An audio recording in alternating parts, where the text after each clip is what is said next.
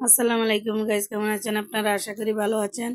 প্রতিদিনের মতো আজকে একটা ব্লগ নিয়ে আসলাম, তো দেখতে থাকেন। আমি কই যাইতেছি? আজকে যাইতেছি আমি হাসপাতাল, কর্মীটলা হাসপাতালে যাইতেছি। ওই যে মানুষে কয় না মোল্লার দৌড় মসজিদ পর্যন্ত, আমার দৌড় কর্মীটলা পর্যন্ত। আমি অসুখ হইলে এখন দৌড়াই কর্মীটলা চলে যাই, কারণ আমার বলবেন যে আপনি প্রতিদিন হাসপাতালে যান। হ্যাঁ, আমি হাসপাতালে বেশিরভাগ আমার হাসপাতালে যাওয়া পরে দেখা যায় কোনো সময় কোনো আত্মীয় স্বজন নিয়ে যাই, কোনো সময় আমি নিজের জন্য যাই। ভিতর কি আমি নিজের জন্য যাওয়া পড়ে বেশি, তো আজকে আমি কারোর জন্য যাই না, আজকে আমি আমার নিজের জন্যই যাইতেছি। কারণ আমি অসুস্থ। আমি আজকে প্রায় 1 বছর যাবত অনেক অসুস্থ। আমার শরীরে অনেক রোগে বাসা বাঁধছে।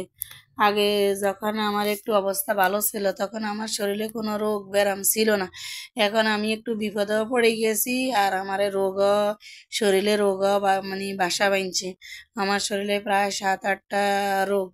একটা রোগ যদি ট্রিটমেন্ট করি, দেখা যায় ওটা একটু ভালোর দিকে হইলে আমি আবার অসুস্থ হয়ে পড়ি, আরেকটা সমস্যা দেখা দেয়।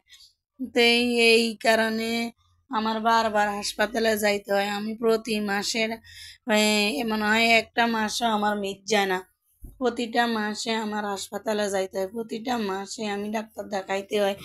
ওই যে একটার পর একটা লাগিয়ে, তাই তো সবাই আমার জন্য দোয়া করবেন। আল্লাহ পাক যেন আমাকে সুস্থ রাখে। আমার আর ভাল লাগে না এই অসুস্থ, এই হাসপাতাল দৌড়ানি। বা আর যে সরকারি হাসপাতালের খবর তো আপনারা জানেন, সরকারি হাসপাতালে অনেক কষ্ট। এমনিতে ট্রিটমেন্ট ভালো, কিন্তু এই যে আসা যাওয়া, এরপরে টিকিটের দ্বারা সিরিয়াল, তারপরে ডাক্তার দেখাইতে সিরিয়াল, এরপরে ওই রিপোর্ট করাইতে সিরিয়াল, মানে কি টাকা জমা দিতে সিরিয়াল, আপনি যেখানে যান ওইখানে সিরিয়াল। তো সিরিয়াল ধরতে ধরতে ধরতে ধরতে দাঁড়ায় থাকতে থাকতে অনেক কষ্ট হয় আর কি। কিন্তু ট্রিটমেন্ট ভালো পাওয়া যায়। আর তাছাড়া যখন আমার টাকা ছিল তখন একসময় তো আলহামদুলিল্লাহ ভালো ছিলাম, তখন তো আমি প্রাইভেট হাসপাতালে বেশি, মানে সরকারি হাসপাতালে আমি কখনো যাই না। আমি প্রাইভেট হাসপাতালে আমি চিকিৎসা করাইতাম। কিন্তু এখন তো টাকার দিকে একটু দুর্বল, এই কারণে আমি বারবার সরকারি হাসপাতালে চলে যাই। আর তাছাড়া রোগ তো একটা না, যদি আমার একটা রোগ থাকতো বা একটা সমস্যা থাকতো তাইলে আমি প্রাইভেটে চিকিৎসা করাইতাম। এখন আমার তো শরীরে অনেক সমস্যা, এই কারণে আমি বারবার চলে যাই কর্মীটলা, বা এখানে যাই চিকিৎসা করি আর কি, বা সরকারিভাবে চিকিৎসা করি।